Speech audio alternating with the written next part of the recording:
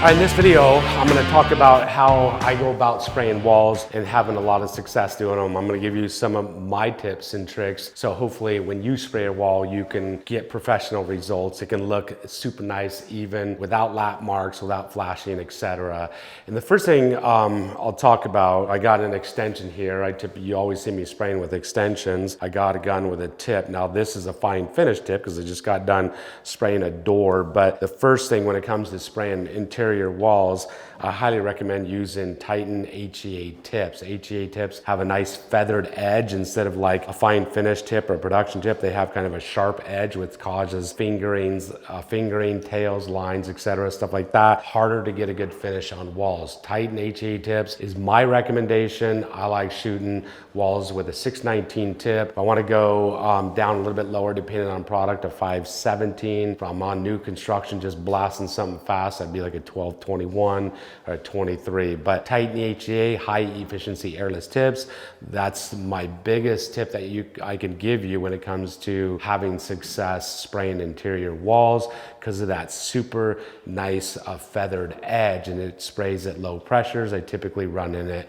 around 1,000 psi. The next tip I'll talk about is using extensions when it comes to spraying walls. Without an extension, if I'm using just a gun, I have to bend over excessively and I have to reach excessively to do that wall. It's a lot more work for you to reach high, bend down low to do that. It works your back, it works your shoulders. It's just completely unnecessary. Typically what I do is choose an extension, like if I got high walls like this, an extension where I can easily reach the top and I can easily reach the bottom. You can see I don't even have to bend over to do this motion to spray this wall. It just makes sense to use extensions when it comes to spraying the majority of the things you use. You're not going to be nearly as fatigued, worn out at the end of the day.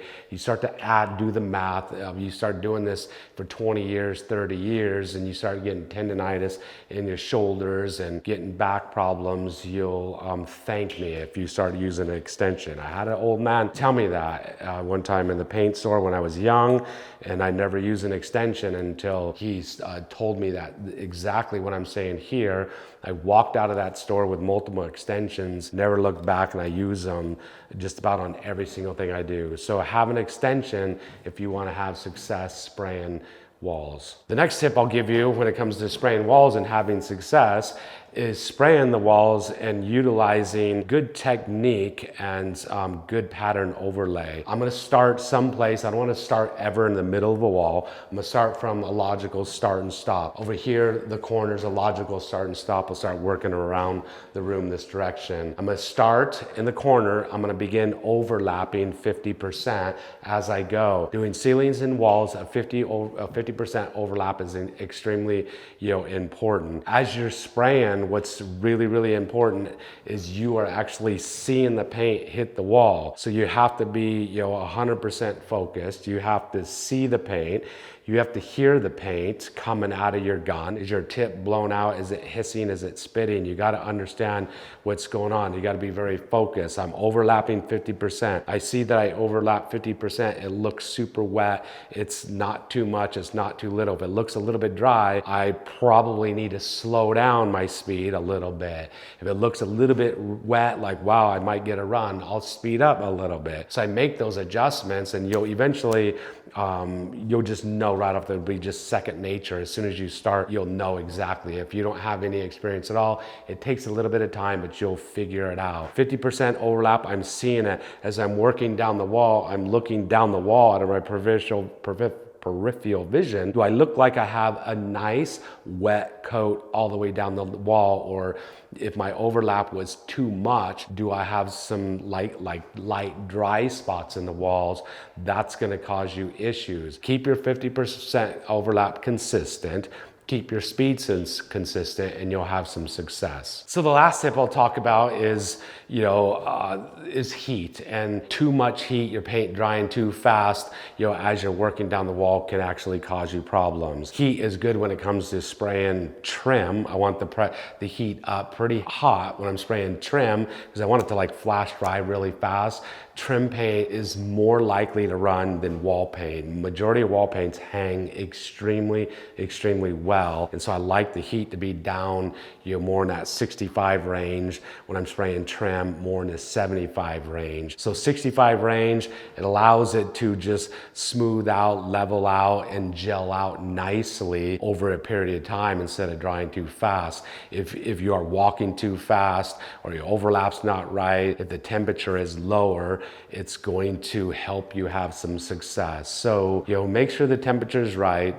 Too cold with interior paint, you start to get below 65 degrees, and then you could cause running issues with your paint. You don't want interior paint to be in the 50-degree range because it doesn't like that range. So somewhere between 65 and 70 is actually really good for, interior paint. And then the last thing I'll say is you're only as good as the paint you apply. If you apply cheap paint, you're gonna get cheap results or bad results. It's really hard to have success spraying or rolling any paint that's cheap. I only use high-end paints or lifetime warranty paints when I'm working inside or outside. Right now on this job, new construction job, I'm using a product from Sherwin-Williams called Scuff Tough. It's spraying out amazing. It looks amazing. It's easy to have success when you're using a good product. It's a user-friendly product, something if you've never sprayed before, hangs really well, covers really well. It's on the trim and walls. I've had a lot of success with it so far. I just started using it and I actually so far like it. I have no idea how long it's gonna last scrubbability and its scuff resistance because I don't have any experience with it yet. But from an application standpoint, spraying, I've had a lot of success with it in here in varying conditions. So once again, you're only as good as the paint you apply.